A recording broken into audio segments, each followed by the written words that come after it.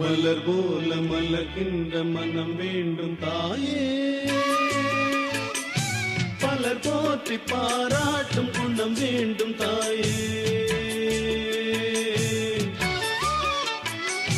மலர் போல மலர்கின்ற மனம் வேண்டும் தாயே, பலர் போற்றி பாராட்டும் குணம் வேண்டும் தாயே.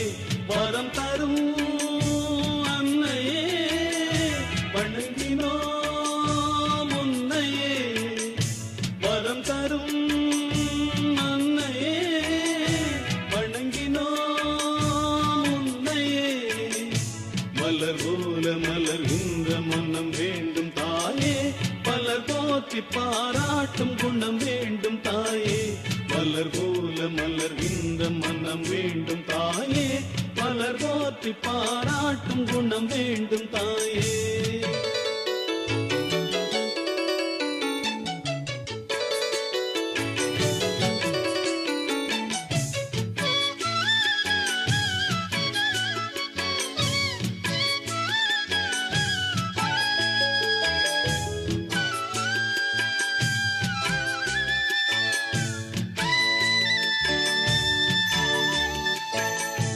ஒரு நோயும் தீண்டாமல் அணை போடு தாயே,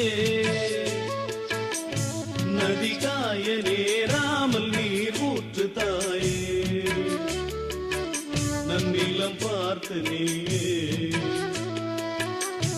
எளியோரை மகிழ்வாக்க வழிகாட்டு தாயே, வலியோர்கள் வாட்டாமல் வகை காட்டு தாயே. என் வளமான தாயே, பசிதாகம் காணாமல் பயிராக்கு தாயே, ரசிப்போர்கள் செவி தேடி இசை ஊட்டு தாயே. இசை பாட்டு என்றென்றும் இனி பாக்கு தாயே. மலர் போல மலர்கின்ற மனம் வேண்டும் தாயே, மலர் போற்றி பாராட்டும் குணம் வேண்டும் தாயே. வரம் தரும் அன்னையே வணங்கினோ முன்னையே, வரம் தரும் அன்னையே வணங்கினோ முன்னையே. மலர் போல மலர்கின்ற மனம் வேண்டும் தாயே, மலர் போற்றி பாராட்டும் குணம் வேண்டும் தாயே. மலர் போல மலர்கின்ற மனம் வேண்டும் தாயே, மலர் போற்றி பாராட்டும் குணம் வேண்டும் தாயே.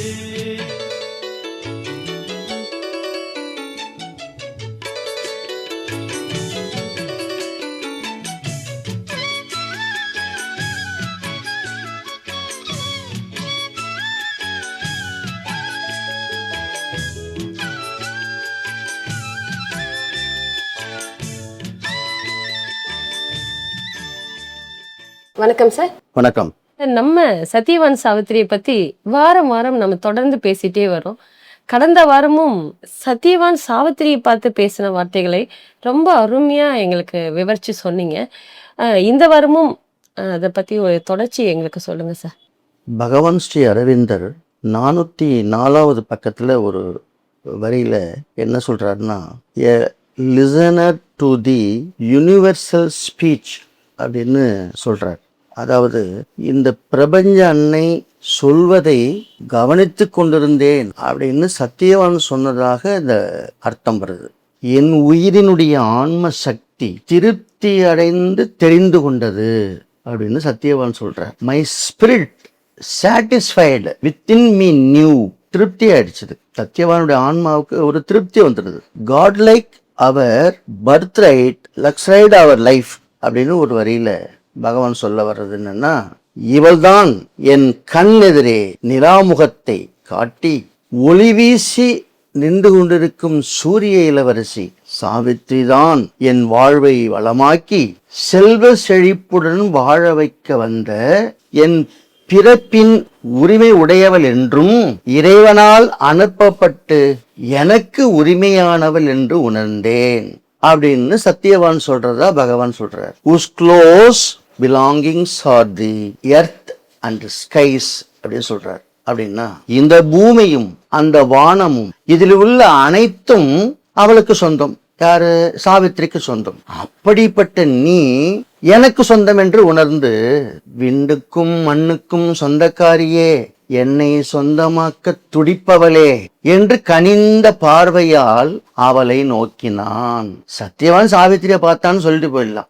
இதுல இவ்வளவு இலக்கியம், அதை ரசித்து ருசித்து அழகாக நமக்கு சொல்கிறார். ஸ்ரீ அரவிந்தர் நமக்கு இதன் மூலமா என்ன சொல்ல வர்றாருன்னா, அவள் நம்மை சொந்தமாக்கி கொள்ளணும்னா நம்மளை நாமளே தகுதிப்படுத்திக்கணும் அப்படின்னு எதிர்பார்க்கிறார். சாவித்திரி சத்தியவானை தேர்வு செய்து கொண்டால் சத்தியவான் சாவித்திரியை விரும்பி விடுகிறான்.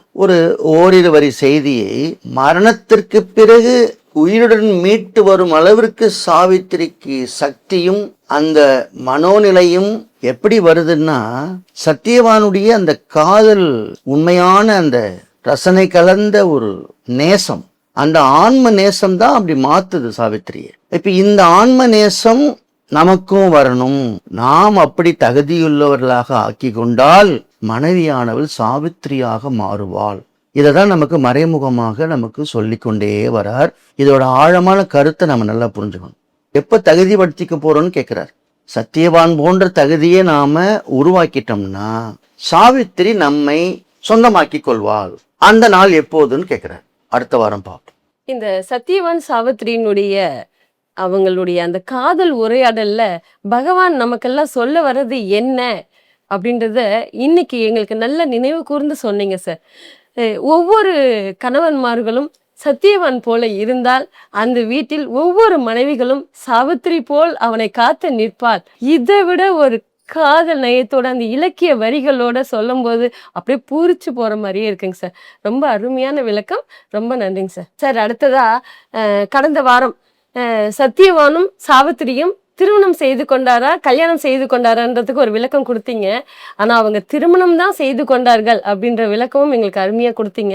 இப்ப இதை பார்த்து அன்பர்கள் என்ன கேட்கறாங்கன்னா, அந்த மாதிரி ஒரு திருமணம் நடக்கணும்னா எங்க பெண் பிள்ளைகளோ இல்ல எங்கள் ஆண் பிள்ளைகளோ என்ன மாதிரி ஒரு வரிகளை படிச்சால் அவங்களுக்கு அந்த திருமணம் நடக்கும், தாமதமாகாம கூடிய சீக்கிரம் விரைவா எங்களுக்கு அதை நடத்தி கொடுக்கும் அப்படின்ற ஒரு மந்திரத்தை கேட்கறாங்க சார் மக்கள். இன்னைக்கு அதை பத்தி சொல்லுங்க சார். திருமணம்ங்கிறது பெண்ணுக்கு ஒரு 23 to 25 வயசுக்குள்ள முடிஞ்சிடணும்.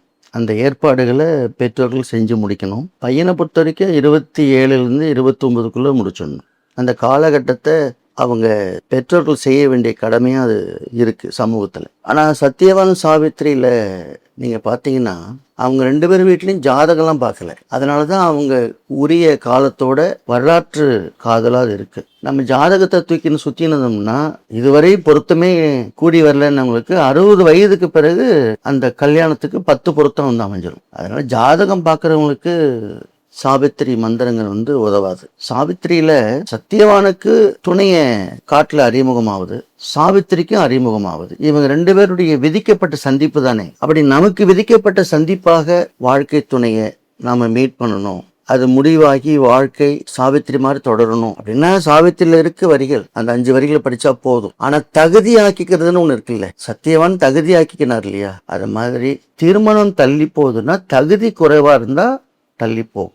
திருமணம் என்பது ஒரு ஸ்டேட்டஸ், ஒரு தகுதி, வாழ தகுதின்னு பேரு, குடும்பம் நடத்துவதற்கான தகுதின்னு பேரு. அதுக்கு தேவையானது என்னெல்லாம் இருக்கணும்னு பெற்றோர்கள் பார்ப்பாங்க. அப்ப அந்த அளவீடு குறையும் போது தள்ளி போகும். அப்ப விதிக்கப்பட்டதும் நடக்கணும். திருமணத்துக்கு பிறகான பொறுப்புள்ள வாழ்க்கைக்கு வேண்டிய அத்தனை அடிப்படையும் இருக்கான்னு பார்க்கும்போது அந்த தகுதி இருக்கணும்ல, அது இருந்தாதான் கூடி வரும். அப்ப திருமணம் கூடி வரணும்னா தகுதியை உயர்த்திக்கொள்.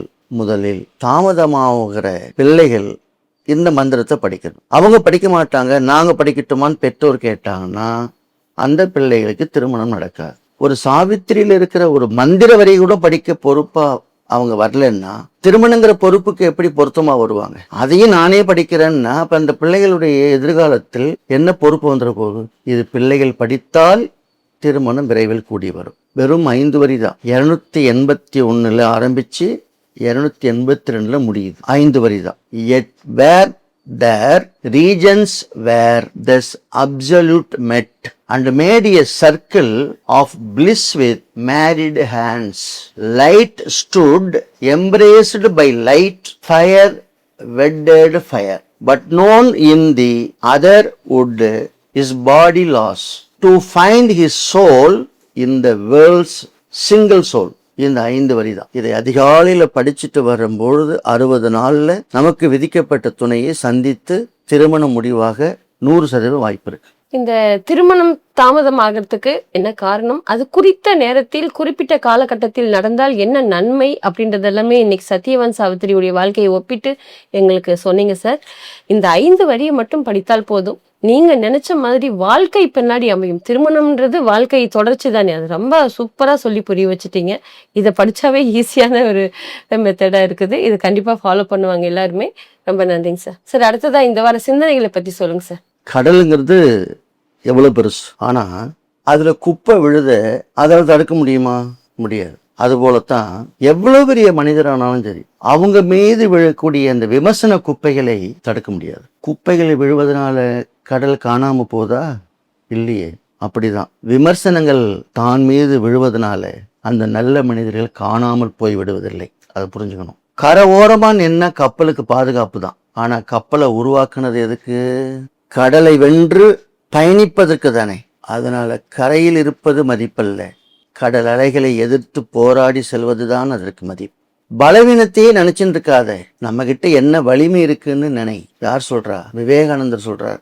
நாளை யார் என்பது இன்னைக்கு நாம செய்யற வேலைகள் தான் தீர்மானிக்குது. சூரியன் தினமும் நம்ம வீட்டு வாசப்படிக்கே வர எத்தனை பேர் அவரை நிமிர்ந்து பார்த்திருக்கோம்? இல்லை. ஏன்? அவர் தான் தினமும் வராரு. அப்ப என்னைக்கு தான் பார்ப்போம்? கடைசி வரைக்கும் பார்க்கறது இல்லை.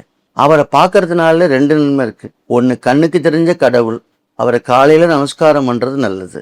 2வது, அவரால் நம்ம உடம்புக்கு நல்லது. அவரால் கிடைக்க வேண்டிய விட்டமினை நாம வாங்கிக்கணும். அவற்றை நம்மள கொஞ்சம் காமிக்கணும். அவர் கண்ணில் படாமலே நம்ம தப்பிச்சு ஓடினோம்னா நல்லது இல்லை.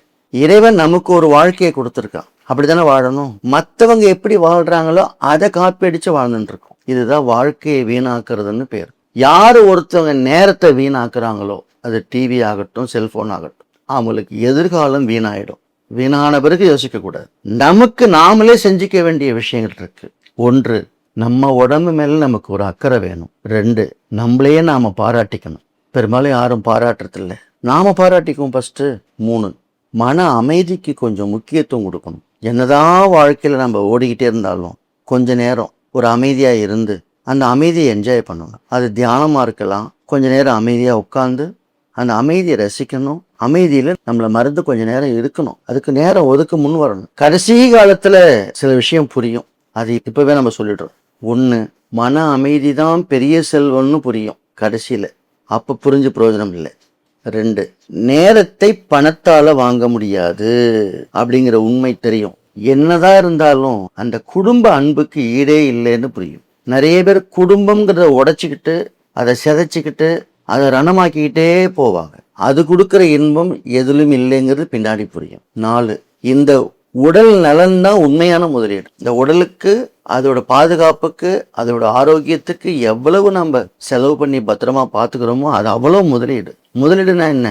திரும்பி அதை எடுத்துக்கலாம். இந்த ஹெல்த் நல்லா இருந்தால் ஆயுளை நீட்டிச்சுக்கலாம். 5, நல்ல பெயர் எடுக்கிறது தான் வாழ்க்கையோட சொத்தே. நிறைய பேர் இங்க எனக்கு 200 ஏக்கர், அங்க 500 ஏக்கர், அங்க 1000 ஏக்கர்ன்பாங்க. நல்ல பேர் எடுத்திருக்கியா? அதுதான் உன் சொத்துங்கிறத நாம புரிஞ்சுக்கணும். அடுத்த வாரம் பார்க்கலாம். இந்த வார சிந்தனையை பொறுத்தவரையும் எங்க வாழ்க்கை தரத்தை உயர்த்தக்கூடிய அருமையான அந்த 9 சிந்தனைகளும் எங்களுக்கு ஒரு நவரத்தின சொற்களா தெரிஞ்சது. ரொம்ப அருமையான ஒரு விஷயம். இதை நாங்கள் ஃபாலோ பண்ணாவே போதும் அப்படின்ற அளவுக்கு தோணுச்சிங்க சார். ரொம்ப நன்றிங்க சார். அடுத்ததா நீதி கதையினுடைய தொடர்ச்சியை சொல்லுங்க சார். கலிங்க தேசம்ங்கிறது ஒரிசாவில் இருக்குன்னு தெரியும். அதோட தலைநகரம் புவனேஸ்வரங்கிறதும் எல்லாருக்கும் தெரியும். அந்த கலிங்கத்து மன்னன் மிகிந்தன் தன்னுடைய மகள் திசரக்காவை அசோகனுக்கு திருமணம் செஞ்சு கொடுக்க ஒத்துக்கல. போன வாரம் பார்த்தோம். அயோக்கியன் அசோகனுக்கு, அதுவும் 5வது மனைவியாக, அவனுக்கு ஒரு மகள் இருக்கா, சங்கமித்ரான்னு பேரு. அவ வயசுதான் திசரக்காவுக்கும். மகள் வயசுல இருக்கிற பொண்ணை கேட்கிறானே, இது அபத்தம் இல்லை? தம்பிக்கு பொண்ணை கேட்டுட்டு தான் அடைய விரும்புகிற இந்த சாம்ராட் அசோகனை, தர்மம் தவறி தரம் தாழ்ந்த இந்த பண்பற்ற பாடலிபுத்திர மன்னனை, இந்த மதிகெட்டவனை, கலிங்கத்து மன்னன் என்ன கேட்கிறான்னா, உனக்கு ஒரு மணிமுடி ஒரு கேடா?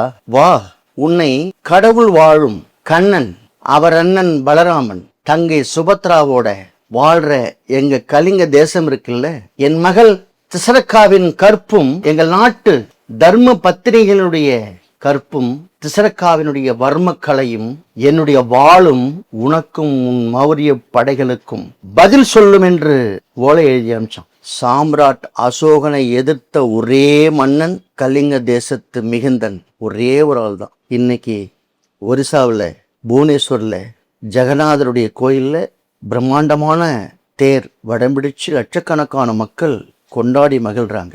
அந்த கண்ணன் ஜெகநாதனாக பலராமன் மற்றும் சுபத்திரையுடைய அந்த 3 தேரையும் வடம் பிடிச்சு இழுத்து லட்சக்கணக்கான மக்கள் கொண்டாடிட்டு இருக்காங்க. பேர்பட்ட ஒரு பக்தி வாய்ந்த கடவுள் வாழக்கூடிய ஒரு மாபெரும் தேசமா இன்னைக்கு இருந்துட்டு இருக்கு. திசரக்கானா நம்ம சாதாரணமா 19 வயசுன்னு நினைக்கிறோம்.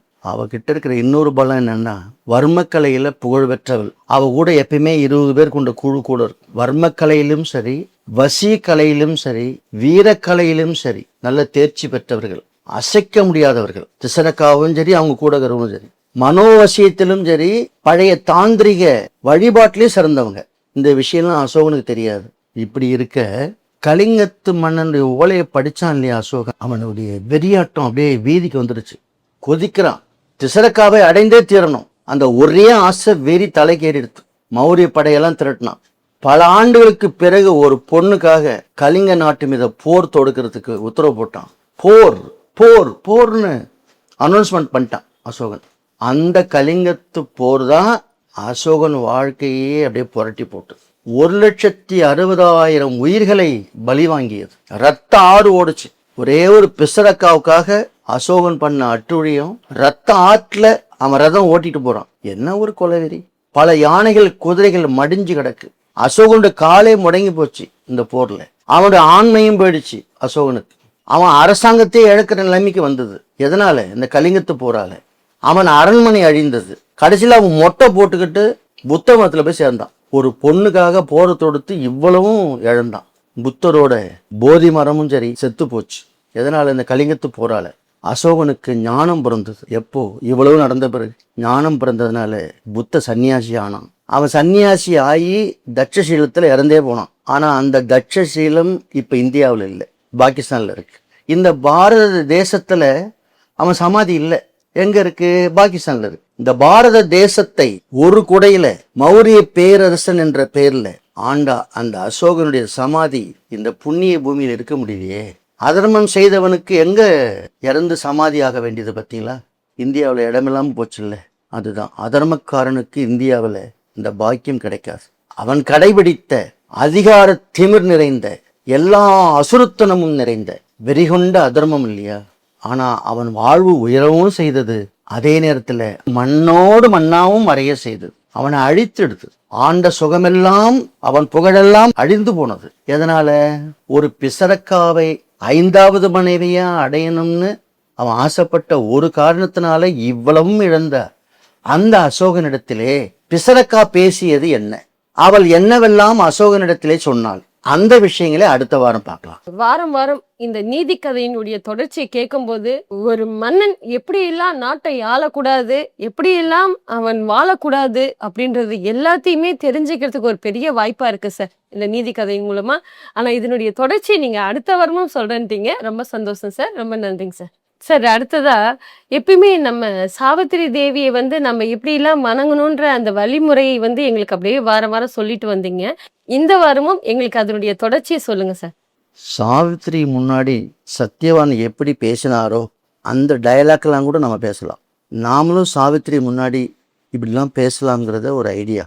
சாவித்திரியில 406ஆம் பக்கத்துலேருந்து 411ஆம் பக்கம் வரைக்கும் இருக்கிற சில வரிகளோட அர்த்தத்தை நம்ம கோர்த்து கொடுக்குறோம்.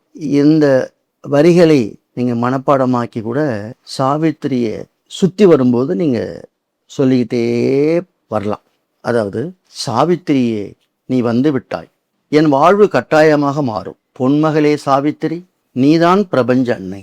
என் மனமும் உடலும் உன்னால் விடுதலை பெற்றது. நான் அறியாமையிலிருந்தும் மரணத்திலிருந்தும் தப்பித்து விட்டேன். பொன்னொளி வீசும் புவி அரசியே, இளவரசி சாவித்திரி, நீதான் எனக்கு எல்லாம். புனிதமே, நீ என் அருகே வா. நீ வந்தால் மலரும் என் வாழ்வு. இனி தேரிலிருந்து இறங்கி வா. தேவதையே, உன் தெய்வீக பாதத்தை என் நெஞ்சிலே வை. என் வாழ்வை ஒளிமயமா. உன் ஆன்மாவிலிருந்து என்னை ஆள். புனித ஒளி வீசும் புண்ணியமே, உன் பாதம் பிடித்தேன் இத்தினமே. ஓடும் இனி என் பேய் மனமே, வாராது இனி என் மரணமே, என் இதயத்தின் துடிப்பருகே இருப்பவளே, என் இல்லத்தில் வந்து உதித்தவளே, நானேதான் நீ தேடிய ஆன்மா, நீயேதான் என்னை மாற்றும் சக்தி, என் ஆன்மா தேடிய அருந்துணையும் நீயேதான், என் வாழ்வின் பரிசும் நீயேதான், என் தலை சாய்க்க உன் மடியை கொடு, உன் பாதம் தொட எனக்கு வழி கொடு, உன் இணைப்புதான் என் வாழ்வின் ஒளி, உன் நினைப்புதான் நான் நடக்கும் வழி, உன்னை காணத்தான் என் ஆன்மா இந்த புவியிலே வந்து பிறந்தது. இப்படி அன்னை சாவித்திரி தேவியை பெரும்பேர் கண்டிகையிலே நீங்கள் உள்ளத்துக்குள் சொல்லிக்கொண்டே வலம் வாருங்கள், அவள் உங்களை சொந்தமாக்கிக் கொள்வாள், நமக்கு இந்த தகுதி இருந்தால். எங்க எல்லாருக்குமே சகஜமா நமக்குன்னு ஒரு சொந்தம் இருக்குது, நமக்குன்னு ஒரு உறவு இருக்குது, அது தெய்வம்தான். தெய்வமும் மனித உறவில் வந்த நம்மளோட ஒரு தாய் தந்தையார் போல எப்படி நாங்க சகஜமா எல்லாருக்கிட்டையுமே ஒரு நட்போட பேசுவோமோ பழகுவோமோ, அந்த நட்பை அப்படியே கவிதை வரியில சொல்லி புரிய வச்சிங்க, வர்ணிச்சு சொன்னீங்க. உண்மையிலே நாங்க மனசுக்குள்ளார அவளை சொல்லணும்னா இன்னும் இது மாதிரி பலாயிரம் வார்த்தைகளை கண்டிப்பா போடலாம். அந்த அளவுக்கு அந்த காதலுடைய ரசம் எங்களுக்குள் வந்துருச்சுன்னா, இந்த மாதிரி சொல்லி வணங்கினா வசியம் ஆகாதவள் கூட வசியம் ஆயிடுவாள். எங்க வாழ்க்கையில் எந்த விதமான வளர்ச்சி குறையாமல் நாங்க வாழலான்றதுக்கு இந்த வர்ணிப்பே போதுங்க சார். அவளை வர்ணிச்சு 4 வரி பாடினா போதும், அதுக்கு மயங்காதவங்களே இல்லைன்ற மாதிரி சொல்லிட்டீங்க. இதை தாங்க நீங்க இனிமேல் நான் ஃபாலோ பண்ண போறேன் சார். ரொம்ப நன்றிங்க சார். சார் அடுத்ததா இந்த வாரம் ஆசிரம தகவல் பத்தி சொல்லுங்க சார். ஆசிரமத்தில் இருக்கிறவங்களும் சரி, ஆசிரமத்துக்கு வெளியில் இருக்கிறவங்களும் சரி, ஒரு பிரச்சனைனாலோ இல்லை ஒரு வேண்டுதல்னாலோ ஏதாவது சந்தேகம் வந்துட்டாலோ அன்னைக்கு கடிதம் எழுதி அன்னை என்ன சொல்கிறாங்கன்னு கேட்டு தெரிஞ்சுக்கிட்டு அதன் பிரகாரம் தான் நடந்துப்பாங்க. அன்னை என்ன சொல்கிறாருங்கிறது தெரிஞ்சுக்கணும்னு நினைப்பாங்க. இதுதான் ஆசிரம வழக்கம். அவங்க பதில் தெரியாமல் இஷ்டம் போல் அவங்க நடந்துக்க மாட்டாங்க.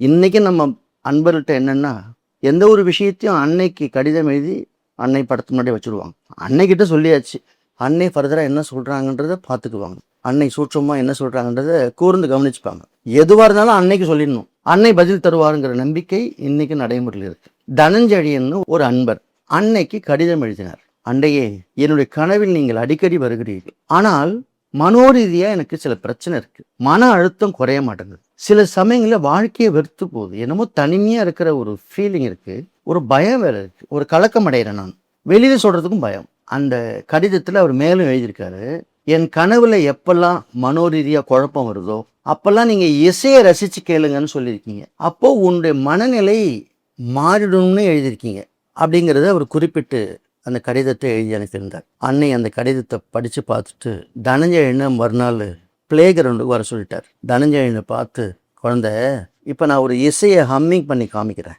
நீ அதை முயற்சி செய் அப்படின்னு அந்த ஹம்மிங் பண்ணி காமிச்சாங்க. தனஞ்சயனுக்கு வரல. தனஞ்சயன் தன்னுடைய ரூமுக்கு கூட்டின்னு போய் மதர் ஒரு இசைத்தட்டு வச்சுருந்தாங்க, ரொம்ப ஃபேமஸ் அந்த காலத்தில். உலகத்தில் ஒரு மிகப்பெரிய ஒரு வயலின் இசைன்னா அதுதான். அந்த கிராமஃபோனில் அந்த இசைத்தட்டை போட்டு இதை அப்படியே நீ ட்ரை பண்ணுன்னு சொன்னாங்க. வரல. அது என்ன இசைன்னா பித்தோவன் ஒரு இசை, டி மஜோர்னு சொல்லுவாங்க. அந்த இசை தொகுப்பை போட்டு ஹம்மிங் பண்ணி காமிக்கிறாங்க தனஞ்சயன். தனஞ்சயனால் அப்பயும் முடியல.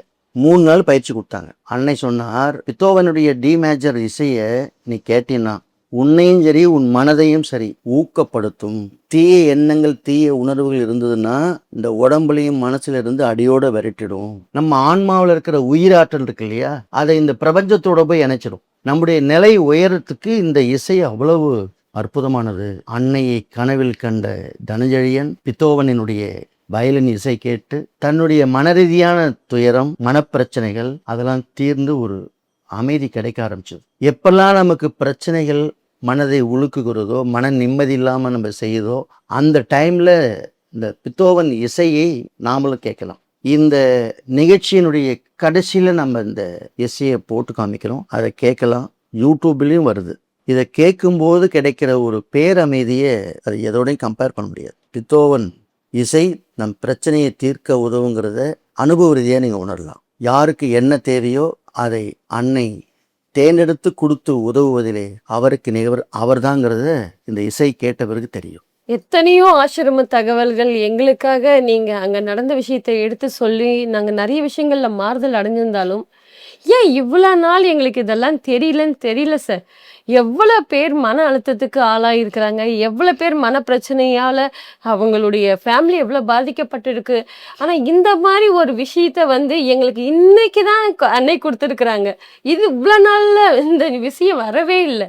எனக்கே எப்போ அந்த இசையை கேட்கணும் அப்படின்ட்டுன்னு ஒரு ஆர்வம் சார். நானே கேட்கலான்னு நினச்சேன். அந்த இசையை கண்டிப்பாக எல்லாருக்கும் தனிப்பட்ட முறையிலே நீங்கள் குரூப்பில் போடுவீங்களே, அதை போட்டுருங்க சார். எல்லாருக்குமே டெய்லி நைட்லியாவது கேட்டுட்டு அவங்களுடைய மன ரீதியான பிரச்சனைக்கு ஒரு தீர்வாக இருக்கும் சார்.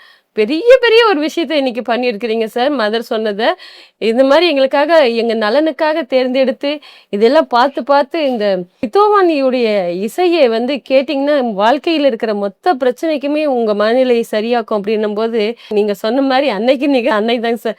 இதில் எந்த மாற்று கருத்துமே கிடையாது. ஆனால் இன்றையிலிருந்தே நாங்களும் இந்த இசையை கேட்டு எங்களுடைய மன அழுத்தத்தை குறைத்து வாழ்க்கையில் வளமான வாழ்க்கையை நாங்கள் வாழ்வோம். நம்பிக்கைங்க சார். ரொம்ப நன்றிங்க சார். நன்றி, வணக்கம்.